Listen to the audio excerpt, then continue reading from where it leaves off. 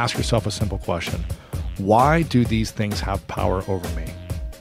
The ultimate human being does not allow for past things to own him, to control and consume his energy and his thoughts. He has power and control over his parents fighting with him, whatever happened, the girlfriend dumping him. He doesn't allow the past to consume his mind and control him. You're listening to Sex with Emily. I'm Dr. Emily, and I'm here to help you prioritize your pleasure and liberate the conversation around sex. I like to think of Lisa Bilyeu and Lewis Howes as leaders in the self-awareness world, especially when it comes to relationships. Both Lisa and Lewis are incredibly successful. She went from housewife to co-founder of a billion-dollar business. He went from picked last for dodgeball to pro athlete, New York Times bestselling author, and uber successful podcaster. But here's the thing. Success is empty if you don't learn to like yourself, and both are intimately familiar with that truth. On today's Best Of episode, I'm pairing these two voices to bring you the most powerful advice on self-love and fulfilling relationships.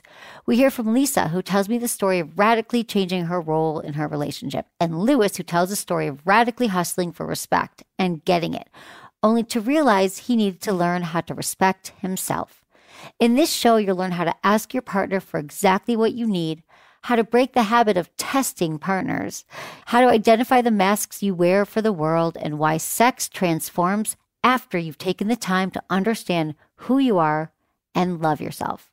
No hustle required. Intentions with Emily. For each episode, I want to start off by setting an intention for the show. I do it, and I encourage you to do the same. My intention is to bring you two powerful and inspiring voices to show you what it's like to do the work and inspire you to reach success on your terms. If you want to ask me a question, just call my hotline, 559-TALK-SEX, or 559-825-5739. Leave me your questions or message me at sexwithemily.com/askemily. All right, everyone, enjoy this episode.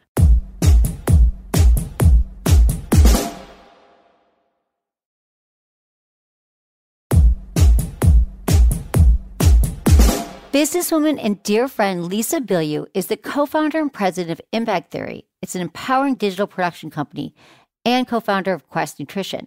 You can find more about Lisa Bilyeu and Women of Impact, her podcast, at Lisa Bilyeu on Instagram. That's Lisa Bilyeu, and at Women of Impact. And don't forget to check out our podcast. I gave you some toys last time. I'm wondering if you'd like to discuss those. Anything fun happen? Have you explained the story? No, this is how you tell the awesome story. I have not. Okay, so I know all your listeners already know how awesome you are, but I'm just going to make it even more incredible. I'm going to do the cherry on top. Do it. So I'm on your podcast, you're at my house, we're doing the interview, it was amazing. And then I tell you that I'm about to go on vacation for like 10 days. And you're like, oh my God, I should have bought you this toy, I should have bought you that toy. And I'm like, oh, don't worry. She's like, well, when do you leave? And I'm like, tomorrow morning. She's like, okay, I'm going to get you the toys. I'm like, it's like, what, 7 p.m. at this point? It was 7. And I'm like, no, it's fine. And so she's asking her employees, she's like, how do I get this to Lisa? And I was like, don't sweat it. You leave, I'm packing that night, and then I get a text from you like, all right, there's an Uber on its way and he's bringing you a package. And so literally, guys, I had an Uber turn up at my door with like this box full of just amazing toys that you sent, and I took them on vacation, and my husband and I thanked you. Well, here's why. Well, you're so welcome, because I heard your tweet, the magic wand. So Lisa had so the magic wand has been around for, you guys hear me talk about it, 50 years. And initially it was plugged into the wall, and it plugs into the wall. But now it's wireless, and you were telling me that, but the cords and the thing, and I was like, I had to take an extension cord with me. Whenever she takes an extension cord to plug in the magic wand, and then one time the electricity went out in a hotel room in London. Oh, I forgot I told you. And I was like, oh my God, wait, honey, you don't know. Like, it's wireless now. It's cord free. You don't need to live like this anymore. You changed my life, girl. Yeah, we actually did. For those people listening at home, we actually blew the fuse in our hotel room in London. And then the guy comes over and he's like, what did you do? And I was like, oh God, what do I tell him? So I was like, it was my hairdryer. It's always, because that does happen. Right. Like, the American. It was the first thing that came to mind, because I was like, it was a 5-star hotel. I was so embarrassed. That's what happens all the time. Usually it is the hairdryer. Yeah. you couldn't go away for 10 days on a romantic trip with your hubby without it. It was a game changer. I need to change it. Yeah. You're a game changer. Oh, well, thank You're you. changing games. Let's hope. You're changing life. You are. Tell me about what you've learned, because you started Women of Impact. Yeah. Just a few months ago. I was on one of your first shows. You were. So honored. Check it out. It's video and audio. Yeah. And I'm thinking about it, that first of all the women there have been on your show, or they're all just starting businesses, or they're successful in all different ways. And it's just love, like how I always have that with my girlfriends, because I really rid myself of the toxicity of friends. Like right away when I meet someone if you meet a woman as a friend, because my friendships are like very important to me. I've got the girls, like they're my posse. And I'm like, if there's someone who is gossiping, let's say about something else, I know that then I'm the next person they're going to talk about, or they're really unhappy, or the victim mentality, or they're just, when people show you who they are, believe them. And those aren't the friends, that you want to have. And I think that takes time. You get burned a few times and then you just try to find those people. So I feel like when I've gone to your house, it's so great because I know that you put together amazing women. So thank you for that. And in your show, you're such a great interviewer. She's like, you interviewed me for an hour, and I was like, how did you know that about me? And what a great way to spin it. And let me think a minute, because I don't know how to answer it. So interviewing all these women who have made impacts in all different fields. Is there anything that you've noticed with these women that you've interviewed that have been like, that's interesting? I wouldn't have thought that all these women of impact, high achievers, or however you define it. Is there something a common thread? Yeah. So the first common thread is they've all failed. Yeah. Like every single woman in their story has failed. And then every single woman has had insecurities.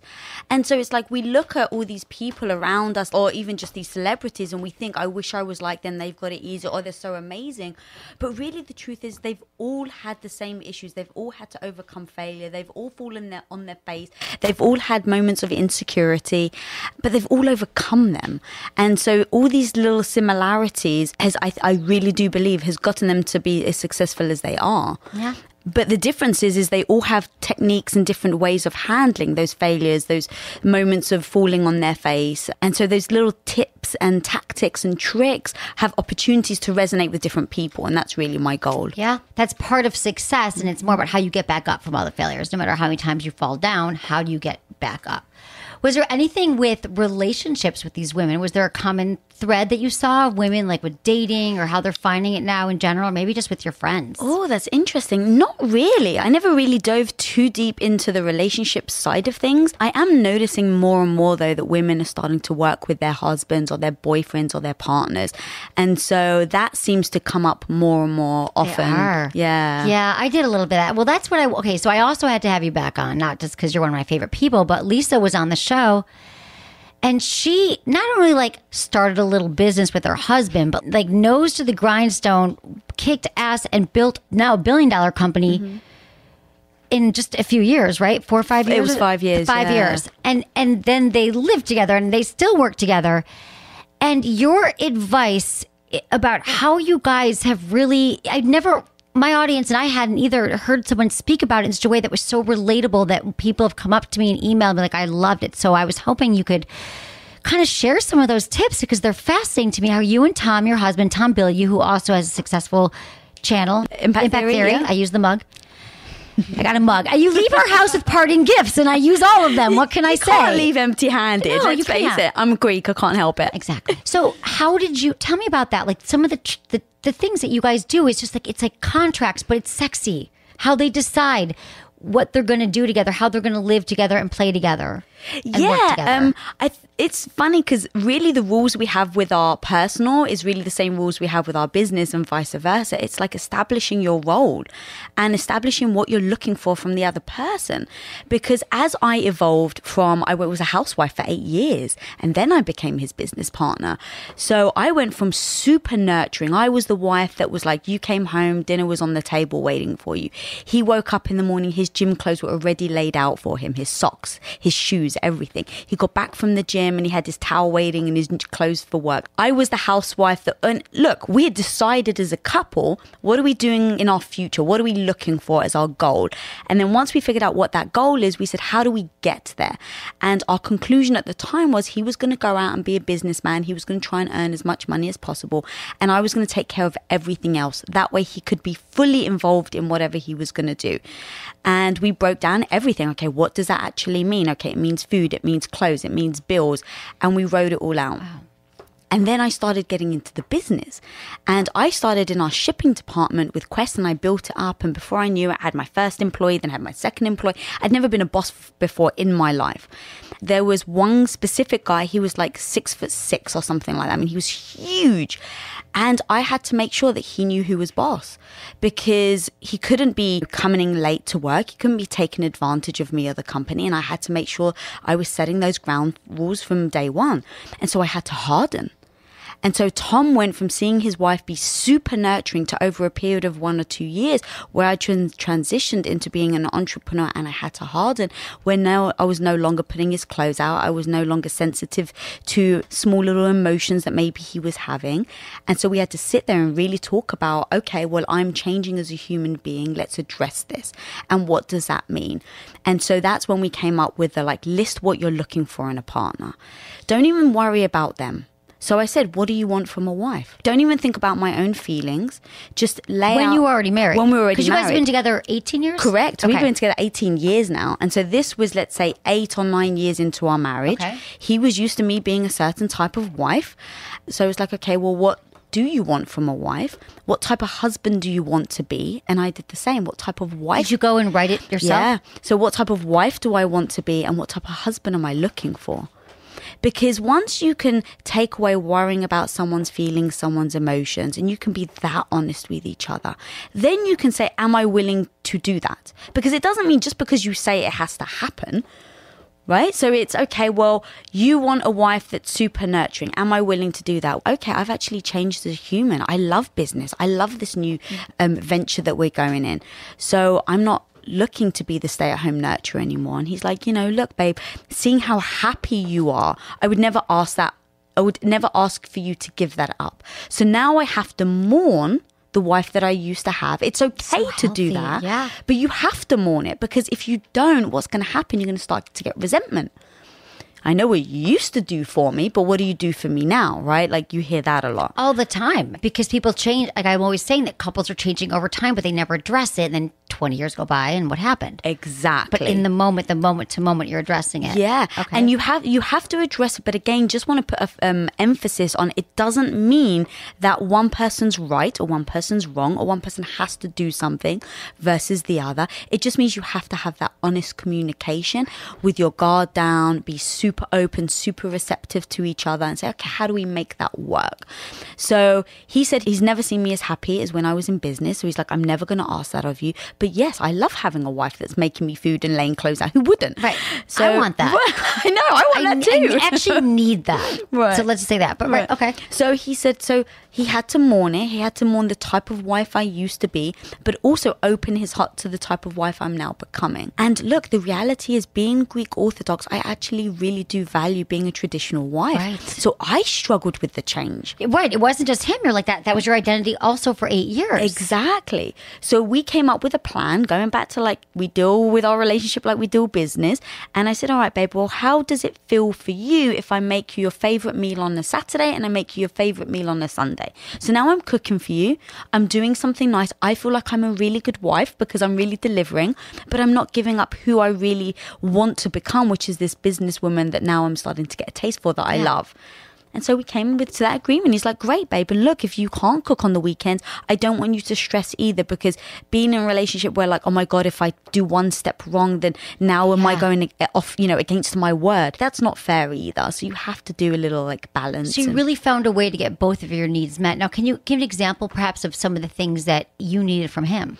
Yeah, absolutely. So him becoming really into business, romance had gone away a little. Romance too, right? Yeah. When you're building, entrepreneur. And he used to, before either of us started in business, he would write me poetry. I was actually just telling somebody the other day that he learned how to play the guitar, wrote me a song, and then sung it to me. That's how romantic he used to be. Wow. But again, we kind of sat down and said that takes so much time, energy, and effort that if he's going to do that, can he still become as successful as he wants to be? And so we sat down and said, it just takes up too much time. Right. And so I had to mourn the romance side of it.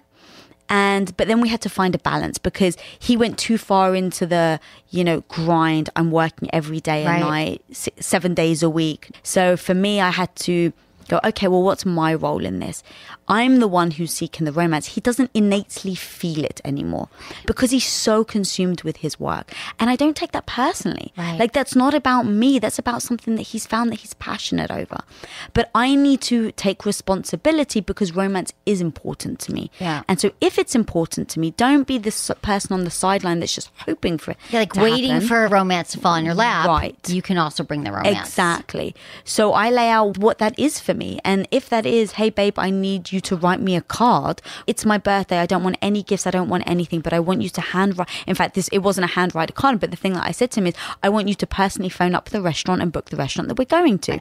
For whatever. Pick the restaurant. Yeah. Well, no, I picked it. Oh, okay. I was very controlling like that. I was like, I know what I want to eat. I know, exactly. You make the call. Right. Now, look, we have assistants, so I could have asked them easily. Of course. But it was important that he phoned.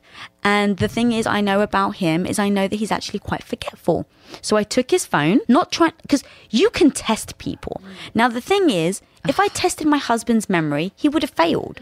And if that's a reflection of how much he loves me, well, then I'm setting myself up for failure because I know his memory is terrible. He would forget even things that are important to him. Exactly. So I know that it's not a personal insult to me. So I know he's got a bad memory. So I took his phone and I put in his phone, book birthday restaurant for your wife. Right. And I just set an alarm for him to do it. And so now his alarm goes off. He picks up his phone. He does it.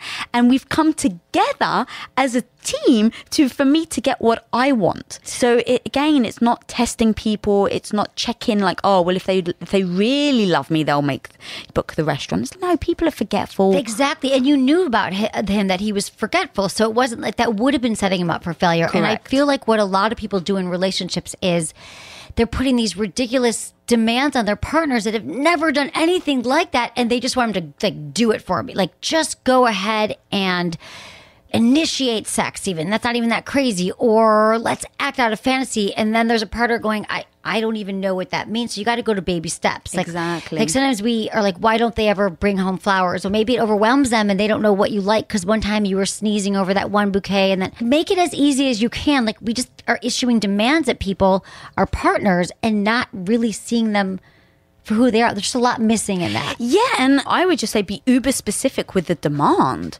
Don't beat around the bush. Like ladies or even guys, like figure out what you really want. If you want flowers or if you want sex, just be honest with the other person because they're not a mind reader. Because is your goal to test them or to actually get what you want? Like, what is that goal? Right.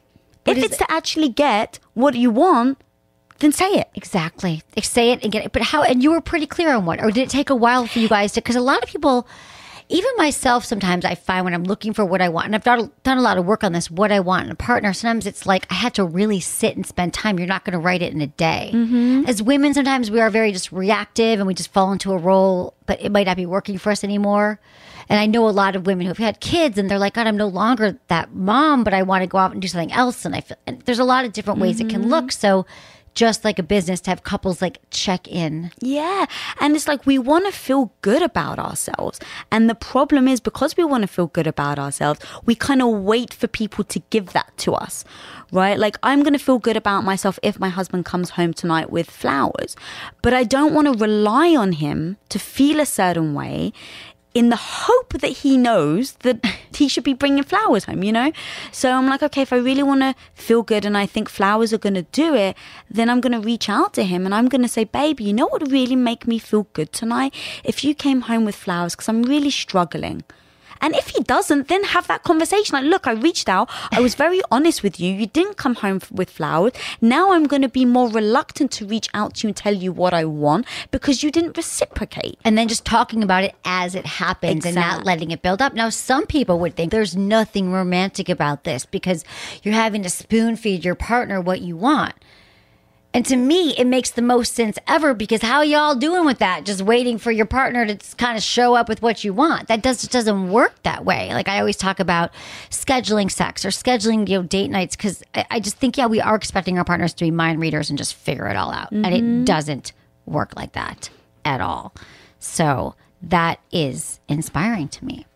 everything you. about it. 18 years, yeah. But in all honesty, when we first got together, if I had heard myself now, I'd be like, God, that sounds so unromantic. I would have been that person. Right.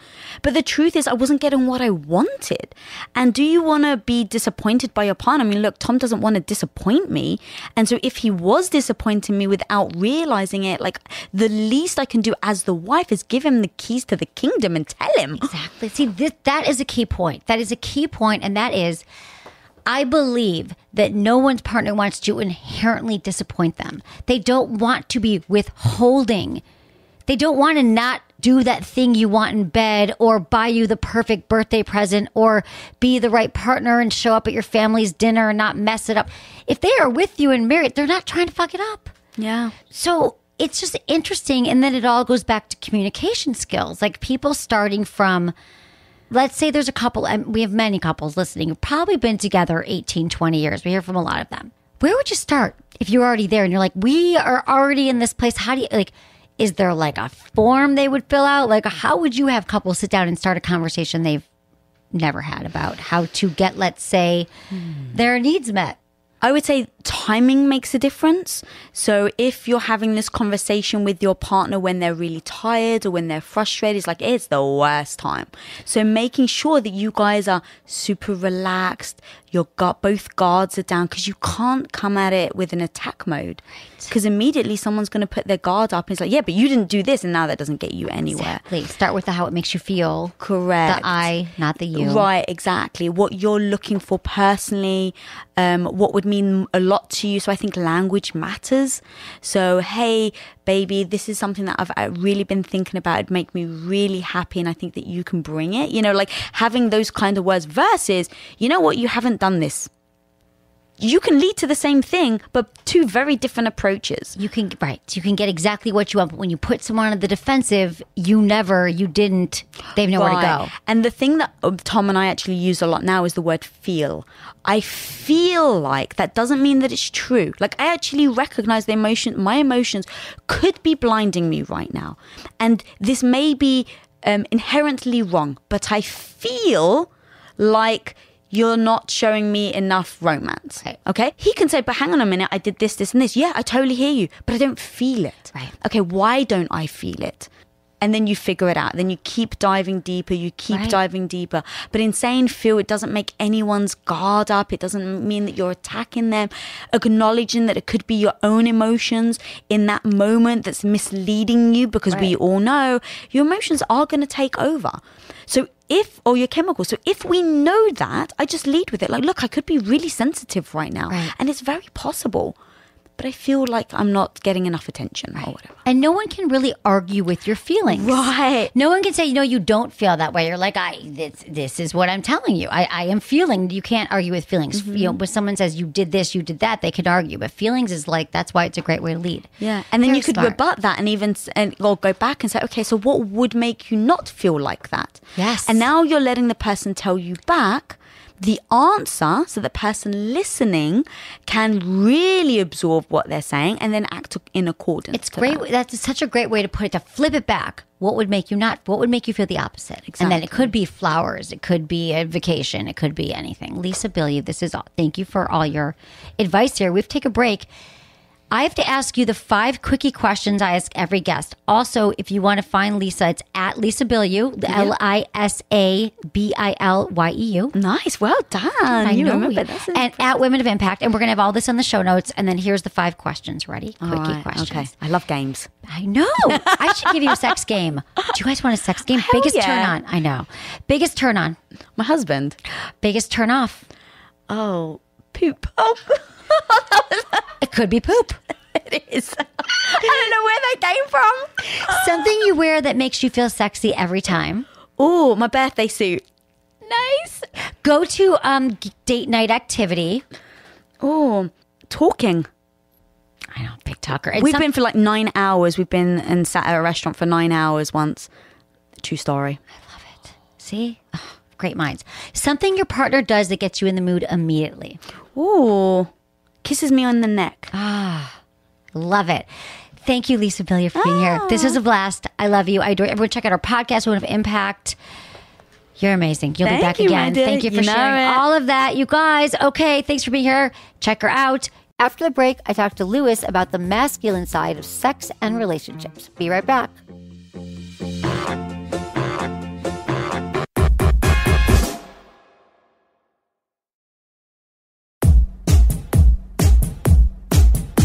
Lewis Howes is a New York Times bestselling author, lifestyle entrepreneur, former professional football player, business coach, and keynote speaker. Find more about Lewis Howes at lewishowes.com, on his podcast, School of Greatness, or Instagram at Lewis Howes. Hi, Lewis. Good to see you. Good to see you, too. It's funny, you walked When did we meet? 2011? 2011. Was that when the and show my was? hot sex book launch, because you were really into hot sex at the time. No, that's we could actually funny get into that story. But I met him 6 years ago in New York. We had mutual friends, but now he's the best-selling author, entrepreneur. He created the School of Greatness, and the podcast came first, correct? Podcast came first, and then people just wanted more information, and I put together the book. He did, right. Yeah. He's got a best-selling book, and it's built around the philosophy that's encouraging people to go deeper with themselves, become the best version of themselves in all aspects of their lives. And so you interviewed truly great people who had a lot to say, and it was very successful. It still is very successful, your podcast. And your most recent book is a departure from that because you've had a lot of success. And we're going to get into your old story, but it's called The Mask of Masculinity, How Men Can Embrace Vulnerability, Create Strong Relationships, and Live Their Fullest Lives. Oh, yeah. I mean, right? I've always worn a lot of masks. I think as a driven, achieving athlete. I want to, let's hear your story because not everybody, let's pretend they don't know you. Some people don't know you yet. Yeah, from Ohio. And I was just very driven to achieve in sports. And I'll talk about why in a second. But my entire life, I wrapped my identity around being a great athlete. And if I didn't win, I was a sore loser. And so I just drove to always win in sports and to get bigger, faster, stronger. And it worked. You know, I was great in high school, college. I played professional football for a little bit. And then I got injured and for a couple of years was in Ohio on my sister's couch trying to figure out, who am I? My whole identity was wrapped around being an athlete. Now I can't be an athlete. Like, what do I even know about life or anything other than sports? And started getting into business. I had a lot of mentors who were guiding me and eventually took off in this one business, sold it, and realized that things still weren't working for me. Even though I had been successful in sports, made a lot of money in business, and sold this company eventually after a number of years, I was still like, why am I just insecure and unhappy and afraid and jealous and comparing constantly? And I turned 30, moved to LA.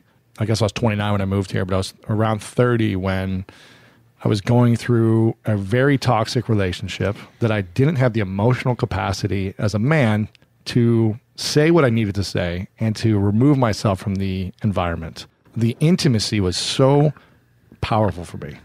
The intimacy, the sex, the connection there was so profound that it was too much. That was the problem. I was like, if I leave, I may never have this again.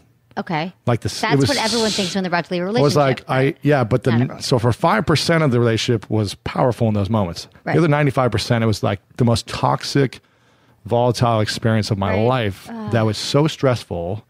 And I was always on eggshells, right? It's just like, didn't matter what I said, what I did, what I looked at, didn't look at. It was like, I was wrong as a man in the relationship. Yeah. And so all I was trying to do was please the relationship, like please her to make her feel happy. Because I think most guys want to make their partner happy. Yeah, they do. And when they're not happy at them, they say, okay, well, what can I do to make you happy?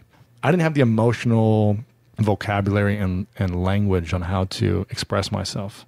So I started to express myself with anger. I started to get defensive when someone would attack me online or tweet at me something about whatever. I would respond back for days to defend myself. I would go play basketball and work out to get this aggression out, this like frustrating feeling I was having. And any time that anyone on the mean streets of West Hollywood would step to me on a basketball game, I would like scream at them, shove them. Like I wanted someone to fight me. Right. I was like, bring it on. Let's do this. And a no stakes game of pickup basketball. Right. Because you just got to get it out. Because you can't talk to your girlfriend about anything. No. You had the right. And so all these things came to a head when I got in a really bad fight 4 years ago. I beat the crap out of someone on a basketball court. Like it finally happened where I instigated someone enough. He hit me and it gave me like the right in my mind to fight back. Okay.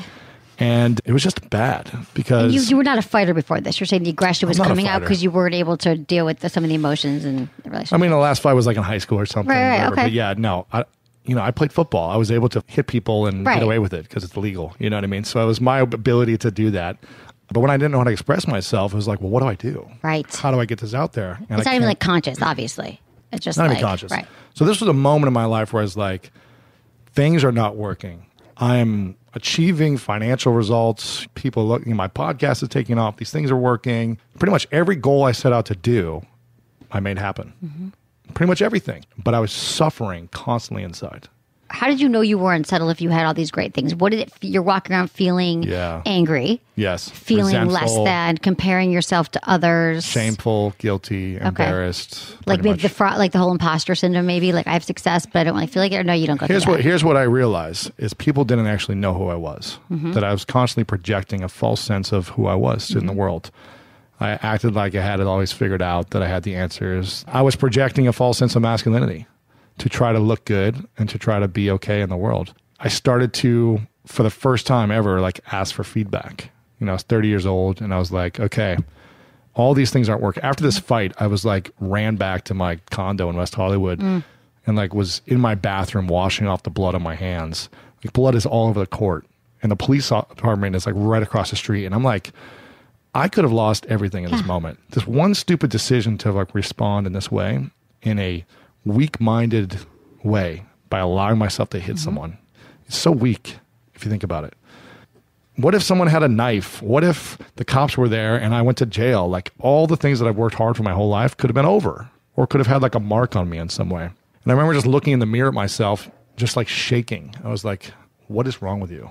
Why are you this way? Why do you always respond with anger? Why are you always frustrated? Why are you always defensive in sports, but then in relationships, in every area of your life? And you were still in this relationship at the time, kind of? Still, I was like trying to get out of it. Right. You know what I mean? But Totally. like I was lingering because women I end couldn't. relationships typically because men are like trying or they go. I was a coward. It was terrifying to me because I was afraid to be alone as well. And I was afraid I would never have that intimacy again. And so I did for the first thing, I was just like, it wasn't total rock bottom, but it was like emotional rock bottom. I was going to say, was it your emotional rock Yeah, I was bottom? just It sounds like. I remember I literally was sitting in my apartment for 2 weeks and I watched 88 episodes of Weeds. You know the show Weeds? Yeah. Like I literally didn't leave.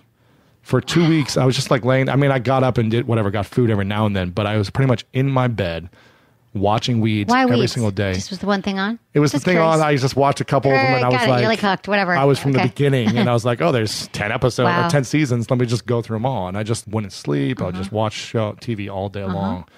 It was in my escape for me. And I started to ask for feedback. I was like, okay, enough is enough. Like, I'm sick of feeling this.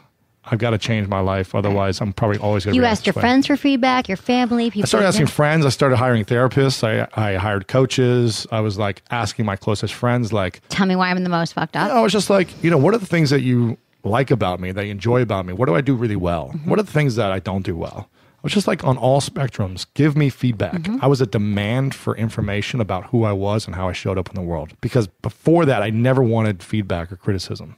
We often talk about emotionally unavailable men, which is sort of the umbrella term, I think, for a lot of different emotional challenges that men and women have. Emotionally unavailable. I've been known to be emotionally unavailable. I think your book deals with a lot of that. Dating any man that you ever thought he doesn't quite get it, it'll be in this book. So what you're saying is you were asking him. So before that, you were that guy. You're like, did I ask you for did I ask you for that? Like if they asked you, but now you're like, tell me. So there Was it demand for it? were there themes? Absolutely. Okay. I mean, pretty much that was a coward on every area of my life. That I was very guarded, that I was angry. And I was like, what are you talking about? I'm like the most loving, joyful, happy guy. Like I always came from a place of smiling and happy and joyful.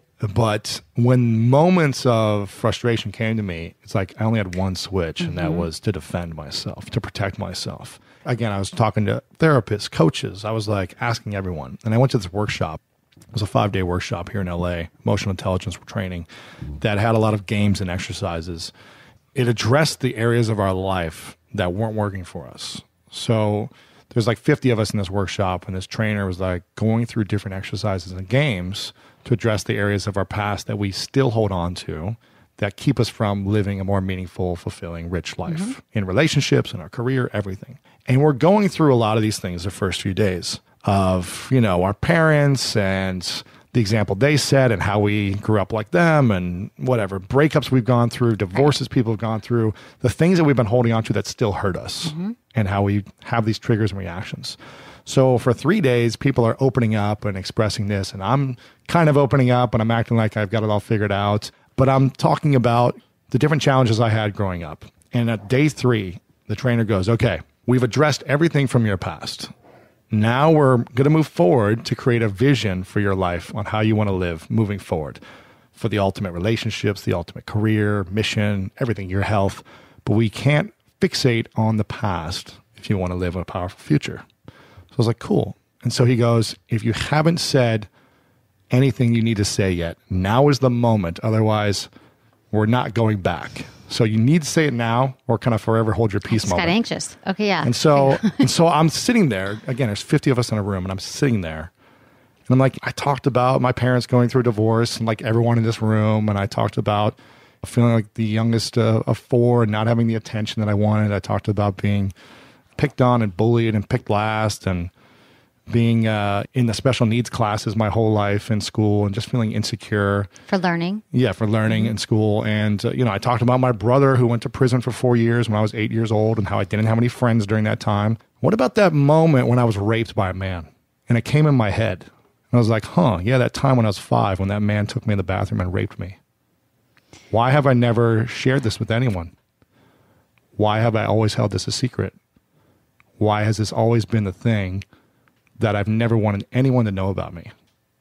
And I just, for whatever reason in that moment, I stood up, walked at the front of the room, and for the first time, told the entire story as if I was right there.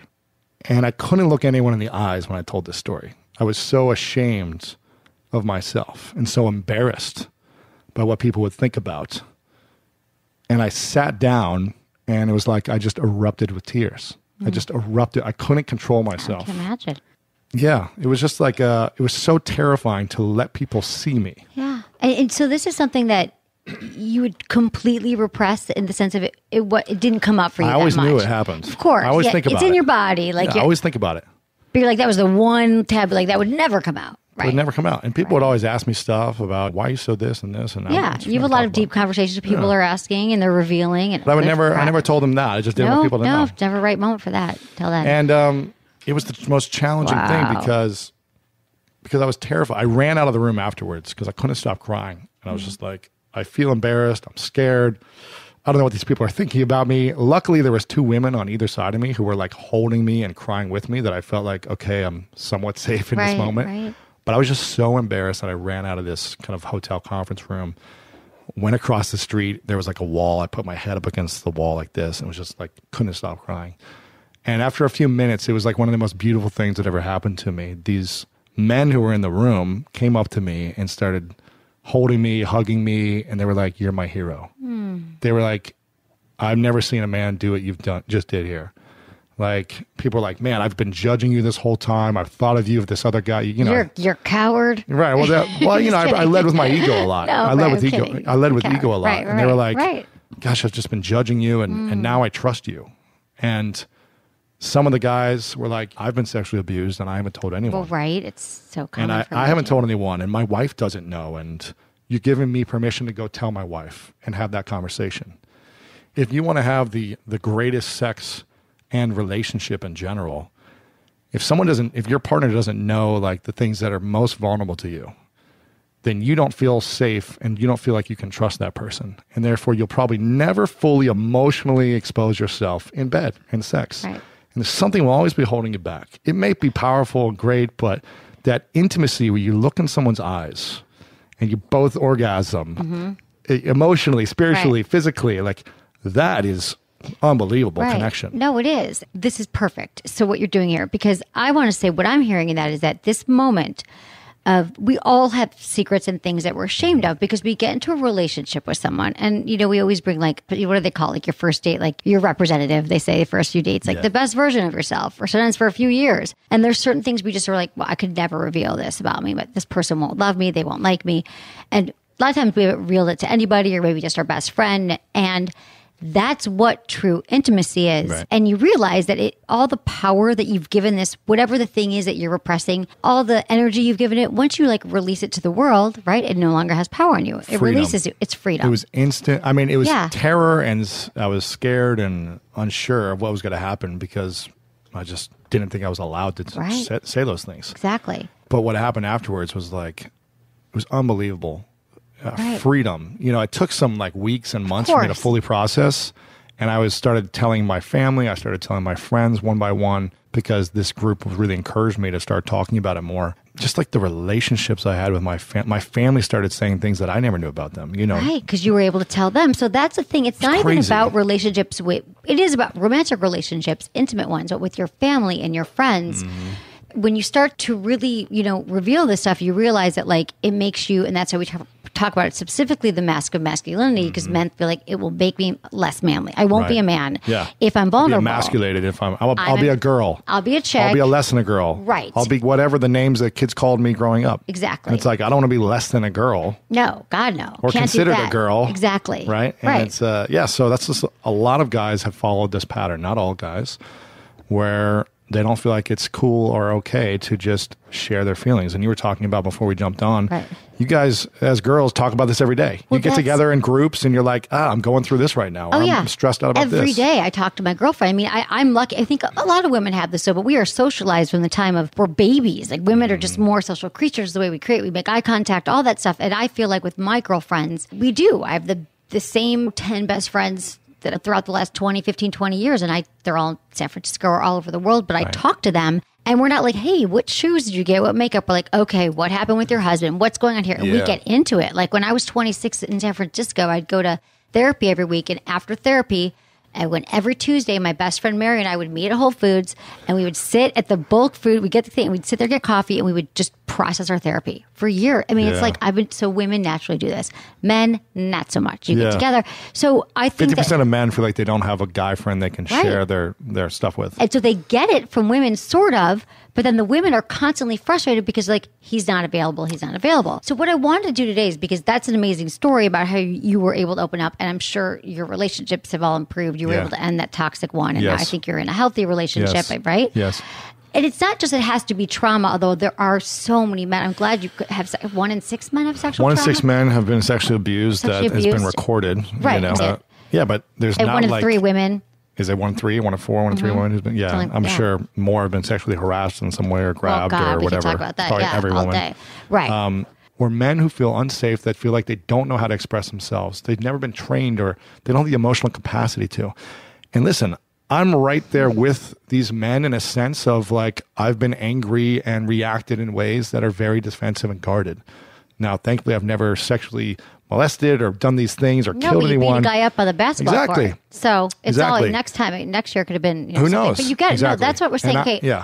Well, wait, we're going to take a quick break. When we come back, God, there's so much more to delve into. I think that a lot of guys and women, you know what I love is that your book is also for women. Absolutely. Listen, you're going to recognize yourself and women. If you're dating a man, you're like, oh yeah, that's what it is. And we're going to tell you how to deal with it. Lewis Howes, his book is The Mask of Masculinity. Also, thanks for supporting our sponsors. I love them. I never talk about products or services or anything that I haven't used that I'm not actually obsessed with. So thank you for supporting them, and we'll be right back.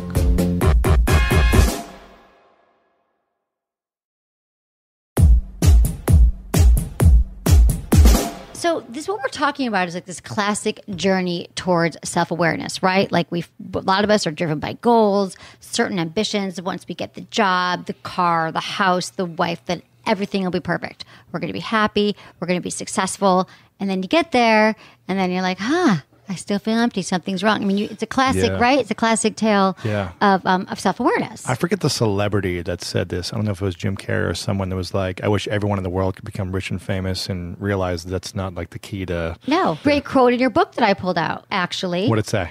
Whatever success you're after, someone has already achieved it, deluded himself into thinking that just a little more of it would make him happy and solve all his problems. Exactly. Guess what? It didn't. Yep. So everything that we're chasing, and we look at that person, if you're looking outside yourself to achieve it, they're so happy. If I just make a little more money, if I only meet this person, and everything's going to be great. And the bottom line, everyone can tell you, mystics, psychic, the Buddha, anyway, wherever you go, it comes from the inside. It comes from all this stuff. But I also think that we are talking, I think there's a lot of women who are a little more self-aware about this. I'm not saying every woman on the planet, but for men who are listening going, yeah, I hear what you're saying. I haven't been abused. I mean, my life is actually really good right now. Like, I don't even really know what you're talking about. And I can tell you that if they just called me for 5 seconds, I could probably, we do take callers sometimes too. Yeah. I think I could get to that in 5 seconds. Like, have you ever dated a woman who was like, you're not really emotionally available, or I feel like when I'm with you, I'm kind of alone, or I feel like you don't really share things. Like, babe, we talk all the time. So those people, those guys maybe who are like... Well, here's the thing. These masks represent let's talk about the masks. a part of our, what we think is our identity. They represent what we think is our self-worth. And for me, I was picked last in 4th grade on a dodgeball game where there was 2 captains, 2 guys, that to come back to the story from the beginning, there was my 4th grade teacher said, okay, we're not going out to recess by ourselves. We're going to do like a class dodgeball game. And he picked 2 of the popular kids to be the captains, and they chose one by one, right? There was like 30 kids in the class, let's say 15 boys, 15 girls. I can't remember exactly. And I'm thinking, I'm one of the taller kids. I'm probably going to be picked one of the first. Yeah. And they go through one by one and pick all these guys until it comes down to the last 2 guys. Me and the nerdy looking guy who had the glasses in the pocket square, and that kid, right? And I'm like, there's no way they're not going to pick me after this guy. And they end up picking this other kid before me. And so I'm the last boy to be picked. But then something happens. The next picker picks a girl, and then picks another girl, and then picks another girl, until it's down to me and the last girl in the class. This girl can barely even walk. She's like so uncoordinated. And I'm like, there's no way I'm going to be the last one picked. And they picked the girl, and by default, I go on the last team. I don't even get picked. Okay. So I'm less than a girl in my mind, in like my 4th grade mind. And I said, never again will I get picked last. So whether I was sexually abused or not before this, I said, never again will I be picked last. And I'm going to become so big, so fast, so strong, so valuable that people always have to pick me first in sports. And it worked. I trained myself every single day. Starting then, like in third grade, you 4th said? grade. 4th grade. This like negative fuel to prove people wrong drove me every day. And I had that chip on my shoulder, and it worked. I was a great athlete in high school, college, everything else like that. Played professional sports, and I proved those kids wrong. And who even knows if you would have played sports? Who knows? It's those pivotal moments, right? Here's the thing. Okay. I proved all those kids wrong, and anyone else wrong who thought I wasn't good enough or whatever, or had like something for me. I proved them all wrong, but man, every time I lost at anything, I was the worst loser, because it was like an attack on my identity and my self-worth. If I'm not going to win, then people aren't going to accept me. And the worst loser, the worst winner, I rubbed it in their faces, and it never felt good. I achieved these big dreams that I wanted, and when I would achieve them, I was like, why am I still not fulfilled? Right. It's because I was driven by this false sense of identity. And then again, when I wasn't able to play football anymore and I got injured, my self-worth was wrapped around this idea of being an athlete. Right. This is what happens with men who have the material mask. When I was broke on my sister's couch for a couple of years, I was like, I don't want to feel this way anymore. I need to learn how to make money. And I started researching. I found mentors who are millionaires. I was like, I'm going to obsess over this. I'm going to focus on getting nice things, everything. And it worked. I made millions of dollars. I built a business. I was like, had access to things. And the money was never enough. Like, I was living in scarcity. Like, and then when the money started to go down in my bank account, I freaked out. Right, exactly. My self-worth was wrapped around my net worth. And so some guys, you see that they always need something else to So you went from like athleticism, from being number one with that, to money. And I think it's interesting in your stories, because this was up until 4 years ago, because you're School of Greatness, you're on your book. There was a chapter in your book, you were saying like you're on this book tour, and you have everything, and people are signing up, and your book's sold out. New York Times bestseller, your agent's like, everything I wanted. Everything you wanted. And then you're in your hotel room lonely going, and I guess I have to say, like, and even as a woman, and here's the other thing, women have these masks as well. I can't tell you how many times, I've gone through this. I thought, like, even when I met you doing Misadvised, for me, It was never about fame. It was never about money, except I was super broke during Miss Advisor. I was like living on a friend's couch. I had no money. I sold All you everything girls were, I owned. I think, right? Yeah, totally. Julia's broke. Raw. And I was like, but I know doing this podcast is my passion. I mean, it still is helping people, and people listen to it. So why aren't I making? I just kept doing it. My parents like, you're crazy. I'm like, but it's so close. For me, it was about how could I make this thing happen so it could be sustainable. And it wasn't so much about now I finally can, like, I have the money. I have a lot of things I wanted.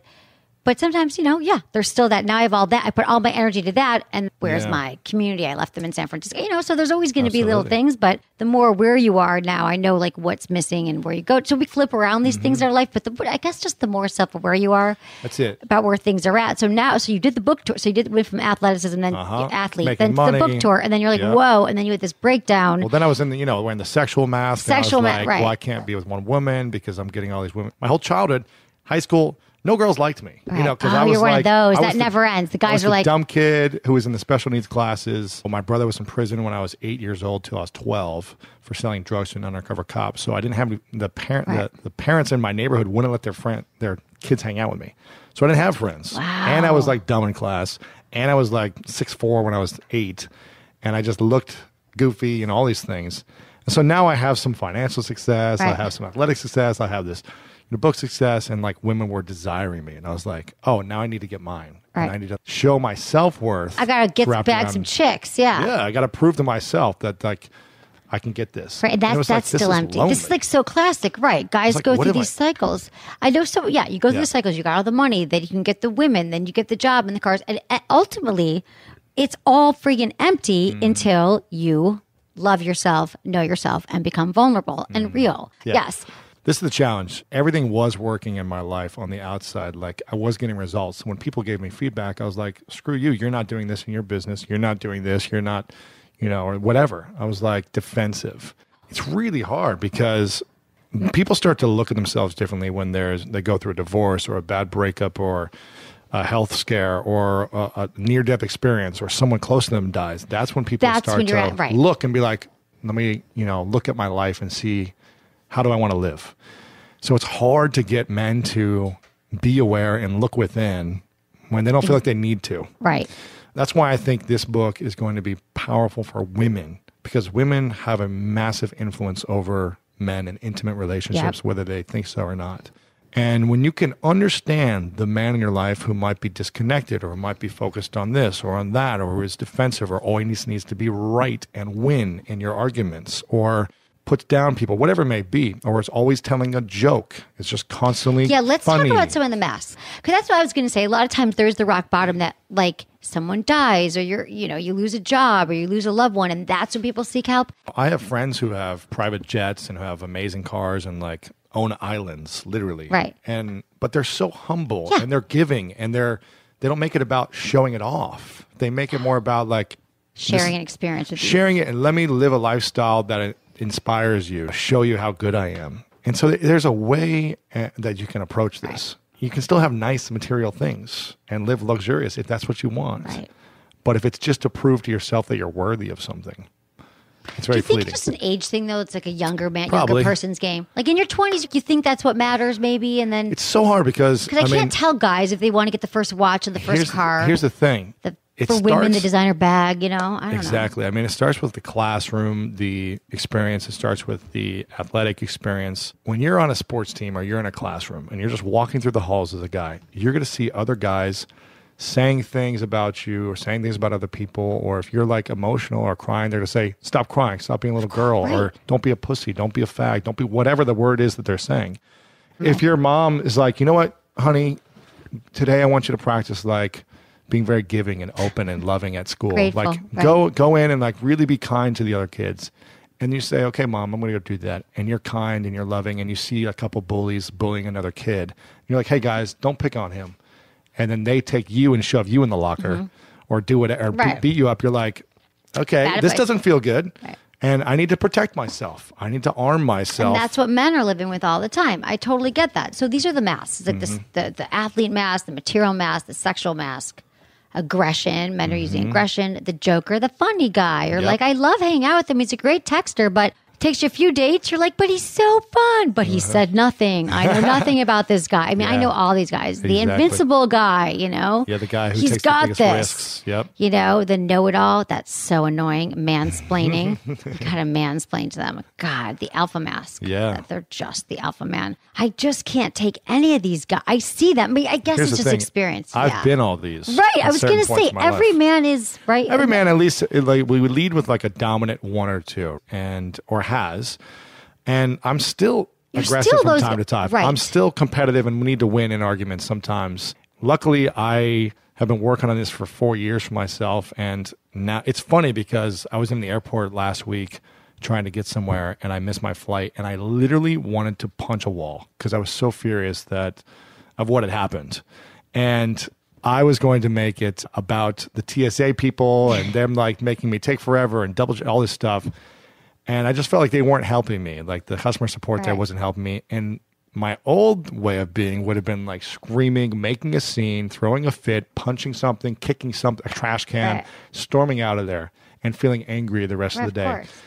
And so I was like, I was so furious. I wanted to just automatically go to that place. And I just started like smiling inside because I was like, isn't it fitting that I'm writing this book about masculinity? And here's a great test for me. How do I want to show up? Yourself in that moment. How do I want to show up? Do I want to show up and act like a jerk to this person and to make a scene and make it about me? Or where's the lesson? And can I recommit to my vision of what I want to do right now and who I want to be and walk out of here gracefully? And it sucks. Yeah, and I did. And you catch it in that moment. And it so might it's happen. Awareness. Right. It's aware. This is all talk about self-awareness. It's awareness and it's practice. You know, every morning I practice meditation. You don't have to, but you can just practice for 5 minutes saying, how do I want to show up today when shit hits the fan? And so in the morning, I will talk about the things I'm really grateful for and how I want to show up. And I'll say, you know, what if someone cuts me off today? What if someone says something to me? What if someone tweets something negative? What if I feel attacked by someone? How do I want to show up? And I train myself before adversity happens because it's going to happen almost every day. Right. And for other people, it could be other things. How am I going to deal with anything? What if my wife says this to me? How am I going to respond today? Right. As opposed to constantly getting defensive when I smile and give her a hug. Right. The alpha mask. If it's not the man who is like, can always puff his chest and always be the loudest. The ultimate alpha silverback gorilla, the most impressive one to me, is the one that is so big in his energy, graceful and confident with his energy that when a couple of other monkeys are screaming and fighting, he doesn't have to like beat his chest and run up there and like show how big he is. He can literally just, with his energy, move people away and diffuse the situation and bring peace and harmony back to the moment. Listen, we can be competitive. We can be like manly, masculine, like aggressive in moments that are okay with that. But when it's hurting other human beings, just to prove yourself that you're worthy or something, it's not helping you long term. No. I can't tell you. I keep thinking of it as the emotionally unavailable umbrella, male umbrella. When people say to me all the time, like, why are there no good men? Why are there no good men? And perhaps men are saying the same things about women. That's fine. What I like about your book, The Mask of Masculinity, is if you guys read this, then you're going to understand why doing the work is going to help you, not just in your relationship, but in your job, in your relationship with your family. And if you've always thought, well, I didn't really get what you mean, what kind of work I need to do, like why or what's going to drive me there, I think this is going to help you. And I love that you have advice for women here who deal with men. It can be a sister dealing with a brother. Like it doesn't have to be a romantic relationship, but the kind of support, everything. Whatever. Exactly. I think it's a great place for men to start. Whether you read the book or not is irrelevant to me. It's just a matter about how are you going to work on yourself so that you can heal. Exactly. How are you going to do that? After you're done listening to this, here's something you can do to show you that you're working on yourself. Take out your phone and text someone in your life that inspires you, that makes an impact in your life, or that you appreciate, and text them 1 to 3 sentences of why they mean something to you. Something specific about who they are. Be specific. I like that. What they do. Your compliments, your words. And send them a nice message. It's like a way of expressing vulnerability through a text that maybe you don't acknowledge people enough. It's something small to get started, and then continue to have a conversation. Find someone.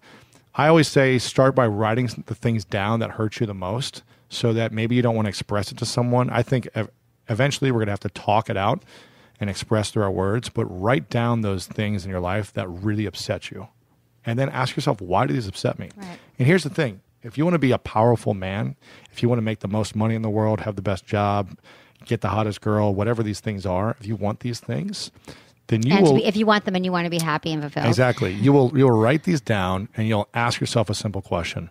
Why do these things have power over me?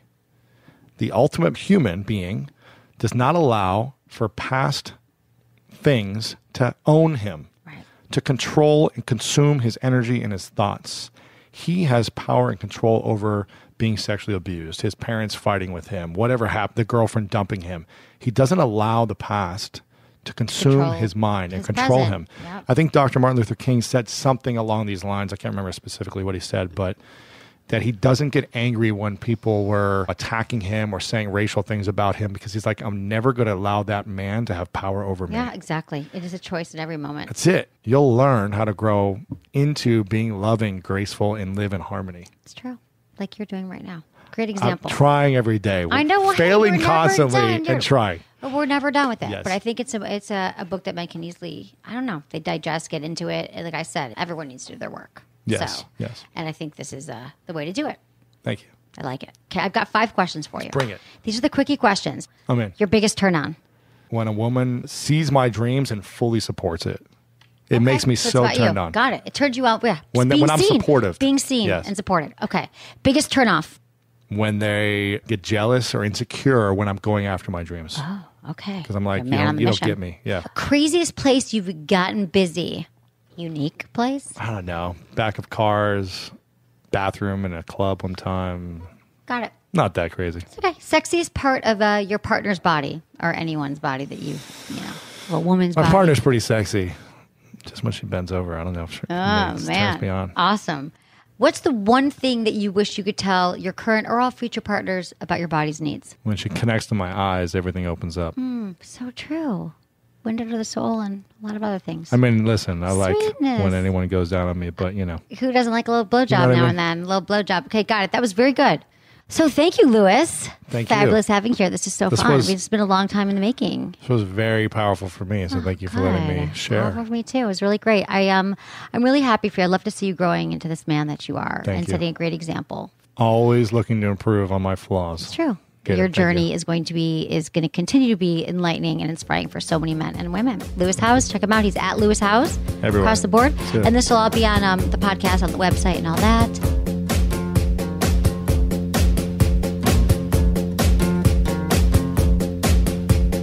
That's it for today's episode. See you on Tuesday.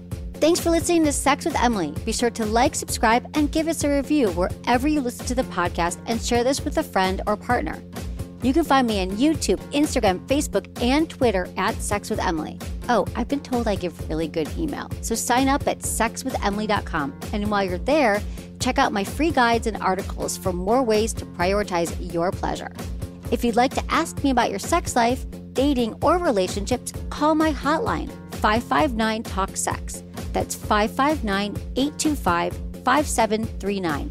Or go to sexwithemily.com/askemily.